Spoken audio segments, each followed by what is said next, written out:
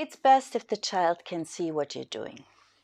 Okay, so he gets double information, visual information and tactile information. This you will never see in therapy because, of course, a therapist can't just do that with any child. You can do it wonderfully with yours. Start nibbling the fingers. And it's not, of course, not biting. It should never be painful, but having your hand in somebody else's mouth is certainly a reason to pay attention.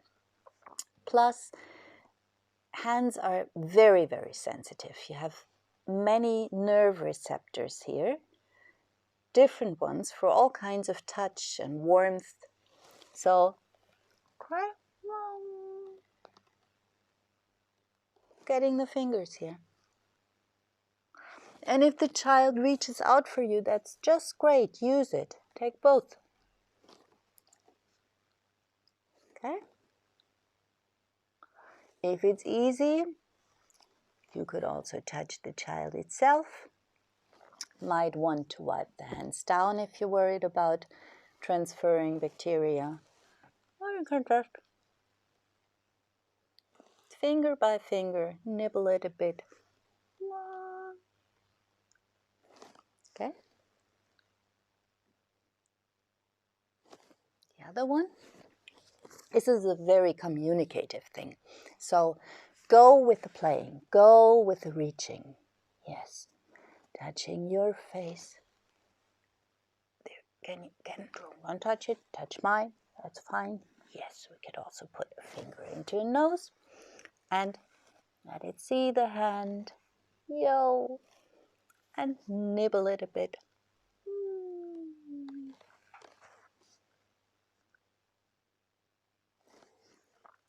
You cannot do that often enough. Okay, this is something, you're sitting in a bus, you're waiting for the water to boil, whatever. Just take 30 seconds and do this. So, some children have a fist. You could still do that with a fist, actually. Nibble the fist or whatever you can reach. If you have a child with a fist, of course, you can pry the fingers open. And that's okay. I mean, it won't harm the child, but it's not necessarily the best way to do it. What you could do is just close this joint and bend the hand inwards. And when I do it, I'm not doing it on purpose here. You see the fingers tend to open a bit.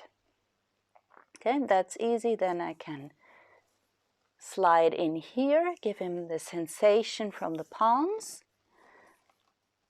That's a gentle way to open up fingers. Another possibility would be pick the flattest, bluntest object you can find. Actually, just any household item.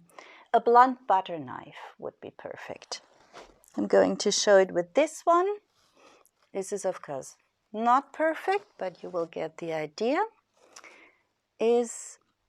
Especially if it's still a little bit wet, or you could use some cream, just go in there, in between.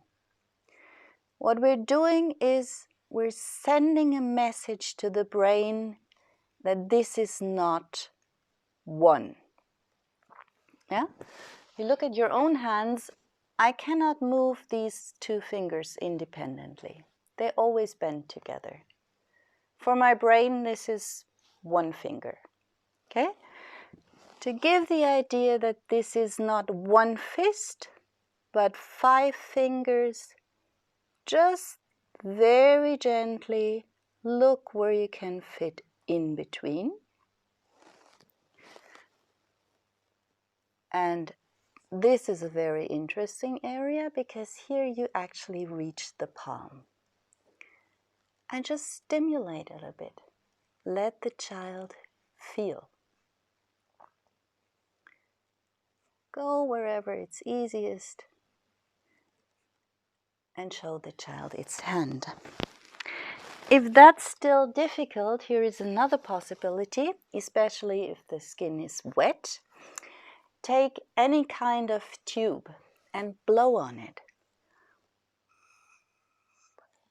Can of course blow without a tube. This is just a little bit more directed.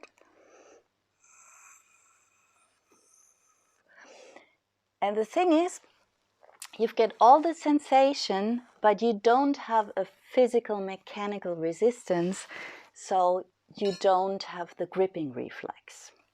So I like to work with air as well. If your child is more in this configuration, it might have trouble closing the fists or putting the fingers together. And you can substitute that by putting your own finger in between. So now what it's feeling is skin on skin. For our nervous system, there's not that much difference in between this and this.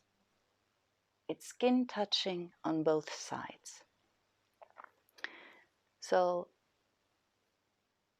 try again here in this configuration, waking the hands up to the idea that 5 fingers could be together.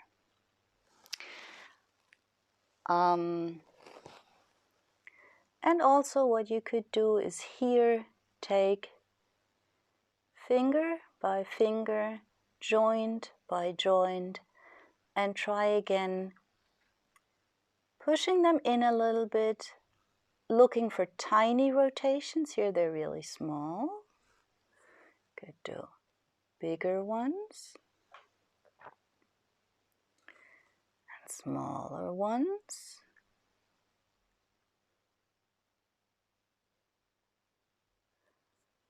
And again, bend the hand a few times. Take the arm in again. Go back to the hands. So play with it. Give it a lot of different variations of movement.